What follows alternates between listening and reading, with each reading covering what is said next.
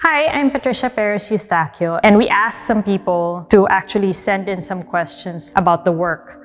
I'm here to answer some of your questions. So the first question is, what was your criteria in choosing works by the masters and why those masters? For the works in general, I chose works of masters that portrayed females as central figures in the works.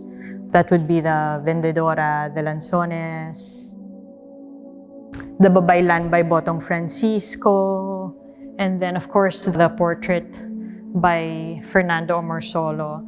I think it was a nice sort of addition because I'm doing contrast between painting and tapestry, and it's a lot of discussion between the male and the female voice. So I wanted to use the female figures. Also, these are just iconic paintings. This question is from Adeline Ooi, the director of Art Basel Hong Kong. One may say that each body of work or show which you've put together over the years can be summed up as a collision of influence and interests that has marked your life at that particular point in time. As I look back to Swine circa 2004, Elvis Costello, Peter Greenaway, Louise Bourgeois, Migraine Red, Good Old Youth Rock and Roll, and I look at your current series now, Hoarding Fossils in Blankets, can you share with us the collisions or influences and interests that led to the works in this show? Between Swine and Hoarding Fossils in Blankets, which is about 16 years, I think this show is a lot of reflecting and looking back at my practice over many years. I think maybe I should just admit that I'm middle-aged and I've had the chance to sort of make connections about my practice that I used to explore early on. And my works are really about memory and perception and about how the mind works. And it's like getting one thought, and this thought sort of just builds up on itself, like a wave extending out into sea, or like a ball of yarn that sort of rolls and builds up on itself. I think if I look back on my first solo show where I painted clothes in my closet, I was always interested in the metaphor of fabrics and textile and how weaving is like painting.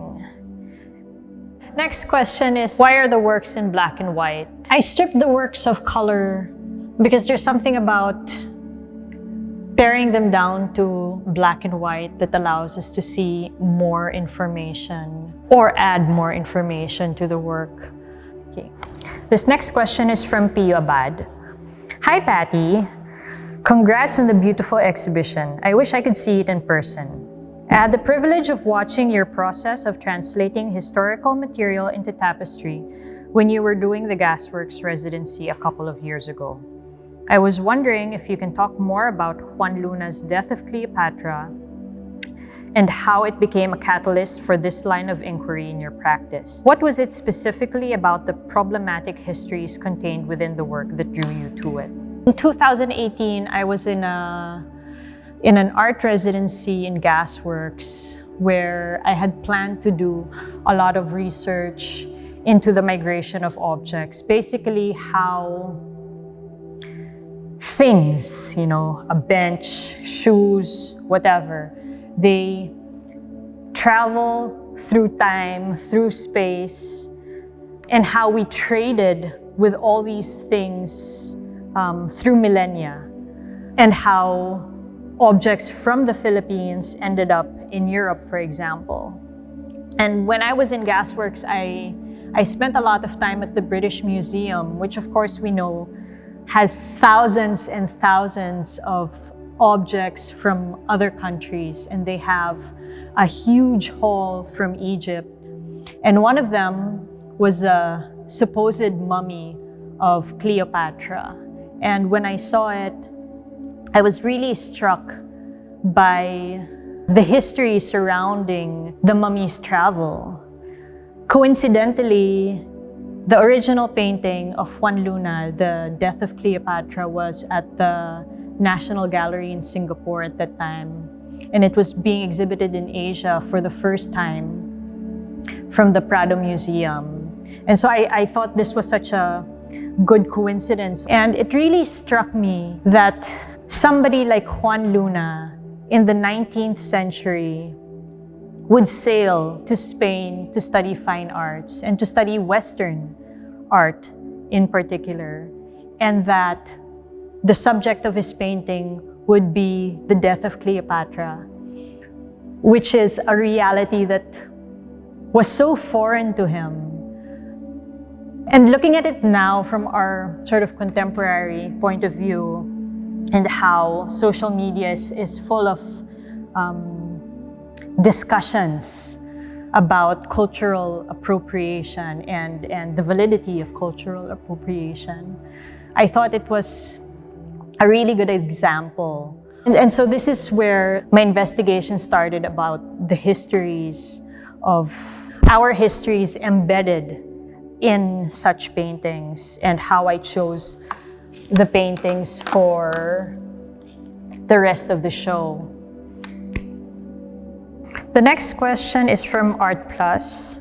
Out of all featured work, the Endless Summer series stand out for its form. What is the concept behind this? Well, I've been making a lot of soft sculpture for many years, and I have this sculpture of 100 overturned ukay-ukay blouses that I had sort of shaped into this gown. And I think that's an example of how I like to make objects that are related to our everyday life, whether it's clothing or it's furniture, just the familiar. And so Endless Summer was really that. And I wanted to make something that was sort of a cross between decoration and sculpture. And I also wanted to be able to utilize a lot of the different textures of different fabrics because I think they're really interesting. I started Endless Summer during lockdown as well, which is why I think they took the form of plants, because that was something that I was really craving for when we were locked up in our apartment. I really wanted to have a dose of nature, and I thought that it would be interesting to try and make a kind of shadow of a plant and make it into a 3D form. This next question is from Gary Pastrana. I feel like I could never have guessed the steps and overall process that went into the making of tapestries. Perhaps it's because I have a different default notion as to how something like this might be made digitally. Then I remember seeing you one day working on this project with your tablet and stylus. While it didn't occur to me then, I can see now how it's somehow still very much rooted in drawing and still activated by hand. I'm always interested in the act of taking an imprint, of extracting something from an existing source. For a moment, I was considering how your process somehow relates to frottage. Only, I soon realized that you're not really after the surface or texture, and that you're actually introducing your own textures into the traced contours. It was really the first time that I explored working on something using more high-tech means, and it took a lot of getting used to drawing with a tablet and a stylus, and it just made things so much more efficient in terms of how I would sort of block a certain area so that I could then replace this area with a different kind of information. I think I see the whole process as a drawing process in a way, because it does have the residue of technology, but at the same time, you can really see that the hand was used throughout the process. And yes, it's definitely not frottage, because frottage is you're getting the relief of the image from beneath, but This one is actually making your own, and with the weaving process, we really had to decide as well which areas would go up and which would go down. I wanted the translation to really be a kind of interpretation of the original painting, and not just sort of just a equivalent in tapestry. I didn't want them to be equivalents of each other. I wanted them to be interpretations of each other. I think a lot of things are lost when you look at works in a screen, because you can't see the texture and you can't really experience how they're installed in a given space. Nothing can replace, I think, seeing works in person.